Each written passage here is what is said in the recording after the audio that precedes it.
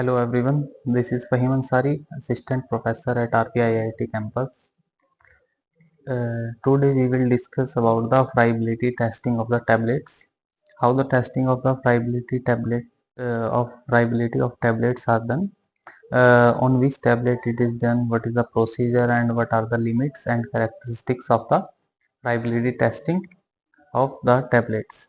Firstly, what is the friability test? It is a test named friability. It is used to test the durability of the tablet and strength of the tablet during the packaging process and during the transportation of the tablets from manufacturer to consumer. This involves in this friability testing. It involves the repeated dropping of a tablet of the samples from a fixed height and over a fixed time using a rotating drum which have a baffle. Generally, or in simple words, friability test tells about how much the mechanical strength of the tablets and which are they are able to tolerate during the manufacturing, distribution, packaging, and transportation until it is handed over to the patient or the final products. Some of the characteristics of the friability tests are the following. The friability test is only performed on the compressed tablets and on uncoated tablets. This test is not done on the coating tablets.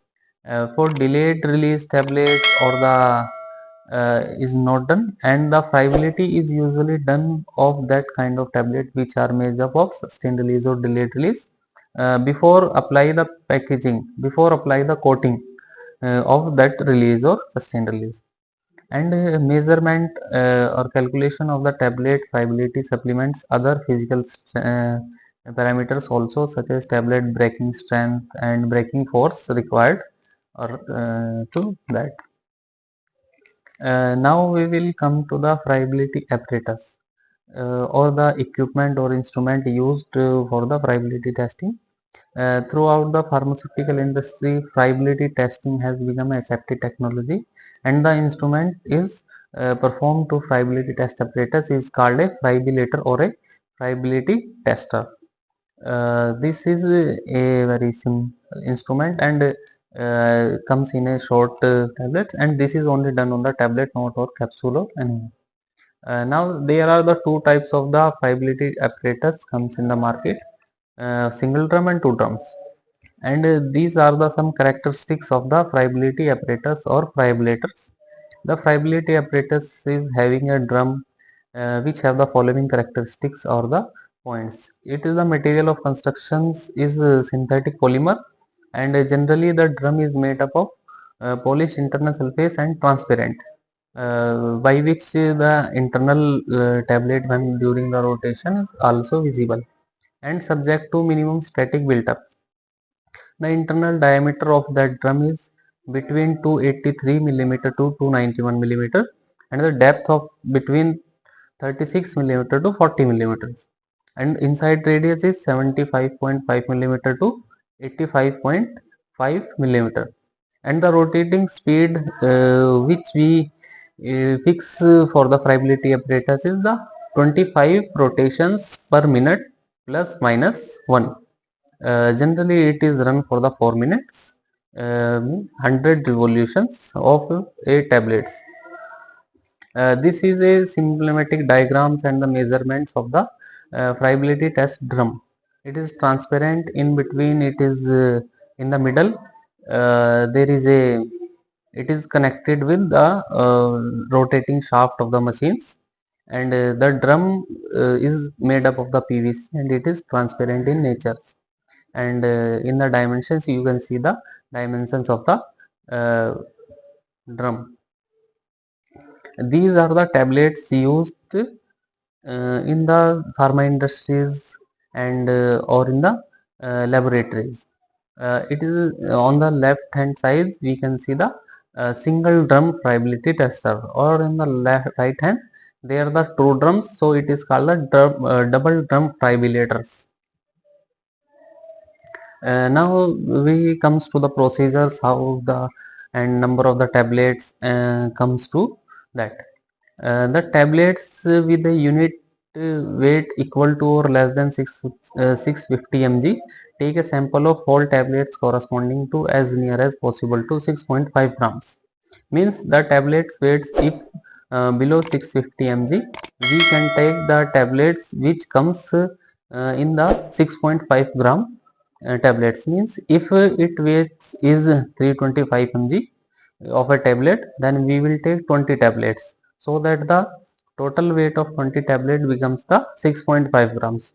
If the tablet weight is 650 mg, then we take 10 tablets, but if the tablet weight is more than 650 mg, then also we take the sample of 10 tablets, 140 tablets. Now the second step, then the tablet should be carefully de-dusted prior to the testing. Before testing, the tablets are uh, uh, de-dust using a kimtak paper or a polishing papers. Then accurately weight the tablet sample and place the tablet in the drum. Note the tablet weight, and then they are put into the drums. And then we start the set the speed of the drum is 25 rotation per minute for 4 minutes, and for 100 times. Then after these 100 time rotations, the tablets are going upper and then fall from a fixed height. Then we remove any loose dust from the tablets as before, as and polish using a king tag paper, so that the accurate weight of the tablets comes. Then wait again after the process is complete. Then we come to the formula of the calculations. The calculate the percentage loss of the tablet by the following formula. The friability comes in the percentage.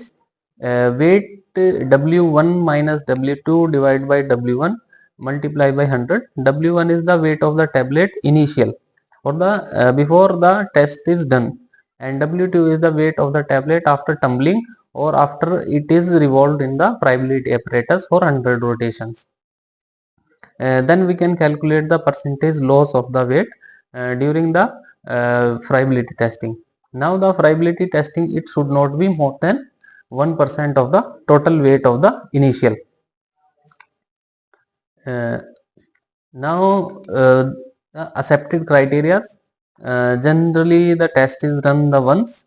If obviously cracks, cleavage or broken tablets are present in the tablet sample, after tumbling the sample fails the test.